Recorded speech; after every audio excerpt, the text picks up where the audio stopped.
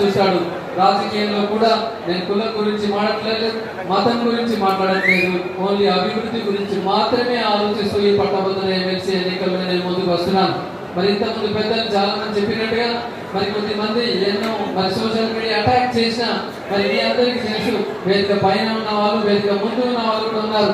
Even BRS ప్రభుత్వం ruling లో ఉన్నప్పుడు కూడా ఇక్కడ నుంచి చాలా మంది ప్రజాప్రతినిధులు పేదవాళ్ళు నా దగ్గరికి వచ్చారు. సార్ మేము ఇప్పుడు మంత్ని అంటే నేను కళ్ళు మూసుకొని ఫీజులో రాయితీ ఇచ్చింది ఇక్కడ ఉన్న చాలా మందికి తెలుసు.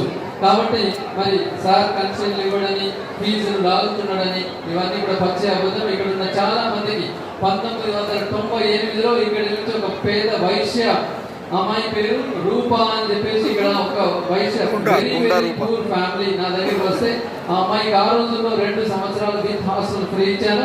అమ్మాయికి మరి ఆ రోజుల్లో చంద్రబాబు నాయుడు గారు సీఎం ఉన్నప్పుడు ప్రతిభా పురస్కార అవార్డు మంత్రి నుంచి మొట్టమొదటిసారిగా వచ్చింది. అమ్మాయి బిట్స్ ఫినాల్లో సీట్ వస్తే మేమందరం స్టాఫ్ కలెక్ట్ చేసి ₹1,00,000 అమ్మాయి కలెక్ట్ చేసి అమ్మాయిని పిల్లల్ని బిట్స్ లో జాయిన్ చేసి లైబ్రరీ పుస్తకాలన్నీ ఉచితంగా ఇచ్చి వచ్చిన ఘనత అల్ఫోర్స్. ఇలాంటిది ఎంతో మంది వందలాది మంది విద్యార్థులకు ఇంటర్మీడియట్ పూర్తి అయిపోయిన తర్వాత కూడా వారి పై చదువులకు సరిపడే అమౌంట్ ఇచ్చి వచ్చింది అల్ఫోర్స్ యొక్క ఘనత. కాబట్టి అల్ఫోర్స్ ఏం చేసింది, నరేందర్ రెడ్డి ఏం చేసింది అని కాదు, ఖచ్చితంగా పేద విద్యార్థులను నాటుకుంది. రాబోయే రోజుల్లో కూడా ఖచ్చితంగా కాంగ్రెస్ పార్టీకి నేను ప్రామిస్ చేస్తున్నాను. ముఖ్యంగా కాంగ్రెస్ పార్టీకి మన దగ్గర ఈ ఉత్తర మరి తెలంగాణలో రిప్రజెంట్